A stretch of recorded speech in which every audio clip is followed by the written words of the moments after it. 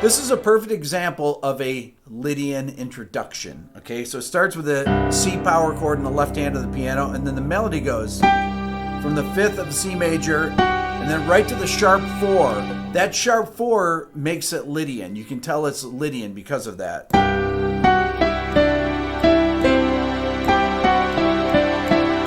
And then the bass moves up to D, and it becomes mixed Lydian.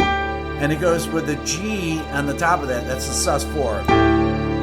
There's your major. And it goes to the C there in the melody, and that's a flat 7, which gives you that Mixolydian sound. Okay, this is a modal introduction, but it's really the 4 chord and 5 chord in the key of G major. This is what makes this really a beautiful hook line. Just before the guitar enters, we have this really cool, beautiful string swell. And then the guitar enters right here with this.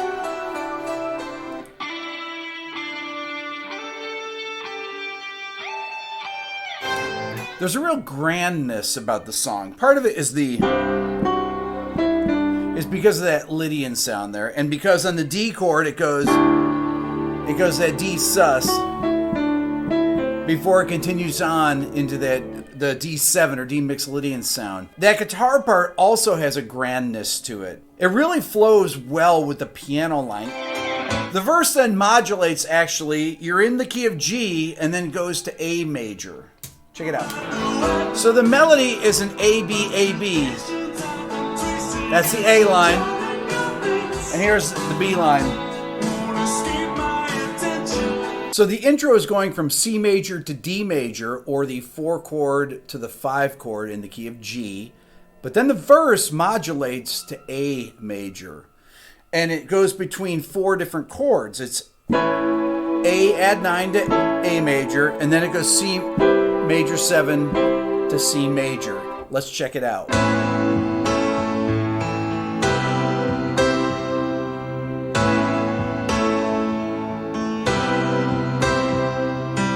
Along with the piano, there's a guitar picking part that goes like this.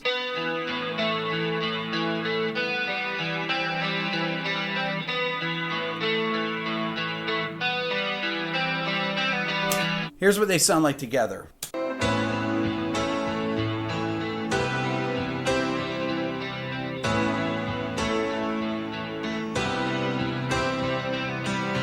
Let's check out Roland Orzabal by himself. I wanted to be with you alone and talk about the weather, but traditions I can trace against the child in your face won't escape my attention.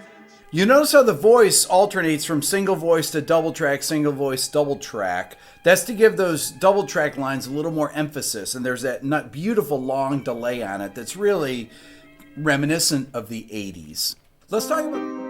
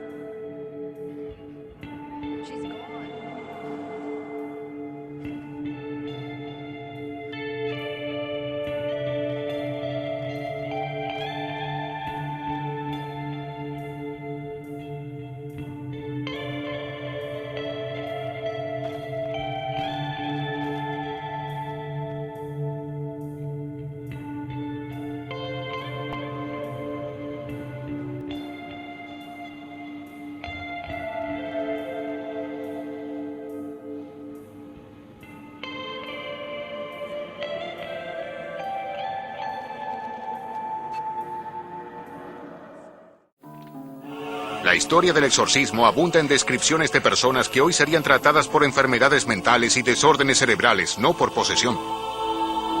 Hoy en día la Iglesia Católica recorre grandes distancias para asegurarse de que las enfermedades psiquiátricas y físicas sean descartadas antes de permitir que tenga lugar un exorcismo.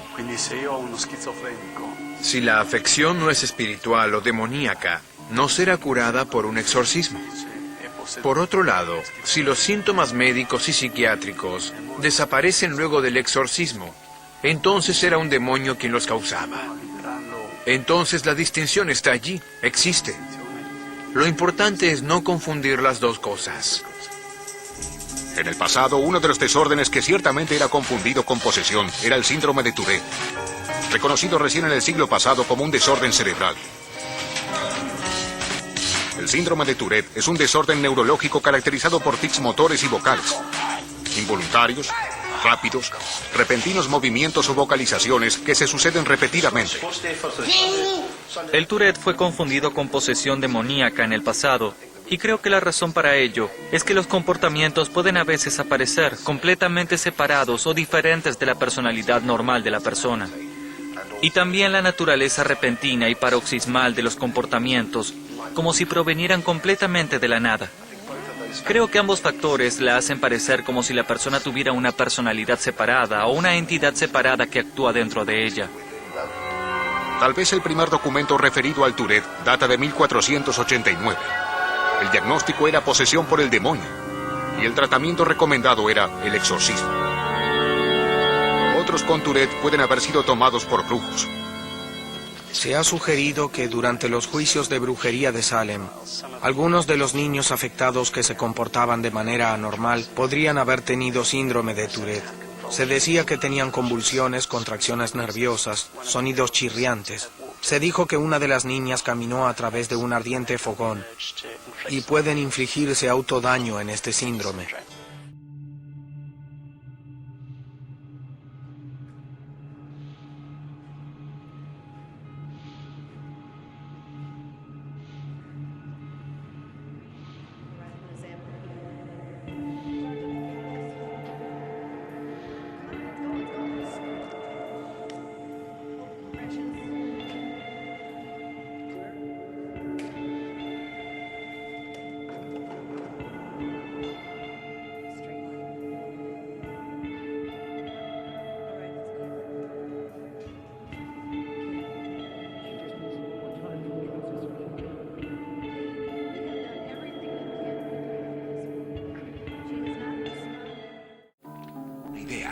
I was doing a lot of demos, and a demo of mine got in the hands of a manager who was doing business with a guy who had his own little record company. And I guess he sort of liked what he heard, and he said, let's go in and do another demo with a cover tune, because, you know, cover tunes are always the safest way for record labels to feel that the band has a potential shot at a hit. So it came time to record in the studio. He says, well, let's do the Slade song, the Come On Feel the Noise track. The song Come On Feel the Noise, that was the producer's idea to do the song because he felt that Kevin's vocals were like Noddy Holder's vocals. And the logic of it made sense. Slade had a #1 hit with that song everywhere but the U.S. We hated it. We didn't want to do it. Kevin DuBrow was dead set on not doing it. We didn't like the Slade songs too much. We were never huge fans, and we never even worked the song up. Come On Feel the Noise. We didn't even rehearse it. We didn't learn it. We thought we had a good plan. Play the song. Play it bad. Forget about the song. So it came time to record in the studio, and Frankie Benelli came with this arrangement, and I was making faces at him across the room going, you know, trying to make him screw it up. And I just came up with that real simple little drum beat, and we started playing. I remember Kevin was sitting on the other side of the studio just glaring at me because he knew that it was sounding good. I said to Frank, I said, well, you played really well on it. What am I supposed to do? What he says, no, I don't want to do this song, you know. And he said, well, just sing it. You can do that. You know how to sing it lousy. And I guess it turned out pretty good. What you have on the record is the first take that was the first time we had ever played that song. Is what ended up coming out. The album slowly climbed up the charts, and we then toured with Loverboy. Loverboy, extremely mainstream, extremely commercial, we opened ourselves up to a whole new audience of people that wouldn't necessarily have listened to or bought a Quiet Riot record in 1983, and we won those people over. Cargado de canciones rítmicas, el LP Mental Health de Quiet Riot continuó subiendo audazmente en las listas del pop. Entonces, el 26 de noviembre de 1983, hizo algo que ningún disco de metal había hecho antes. Metal Health se convirtió en el álbum número 1 en los Estados Unidos. There are very, very few moves in popular music now which haven't already been plotted out and considered by some major corporation who will put the money behind them. There are not many accidents. I mean, they got to the point where they was putting things on you to measure your heartbeat to see what songs would work. When you try to do music like that, when you try to put it on an assembly line as a commodity, it changes every time. Up until that live album came out, I'd always just sat down, you know, wherever I was, wherever I'd gone to write, and written for myself. I knew I had to write an album, but I was basically writing stuff for my own enjoyment. Then Frampton Comes Alive comes along, and I go, oh my God, what do they want now? And all of a sudden, the way I was thinking about writing changed. There was a pressure to write for other people instead of myself. I mean, the only way artists can do things is to do it for themselves. And trying to second guess what the public wants or likes is kind of a fool's game.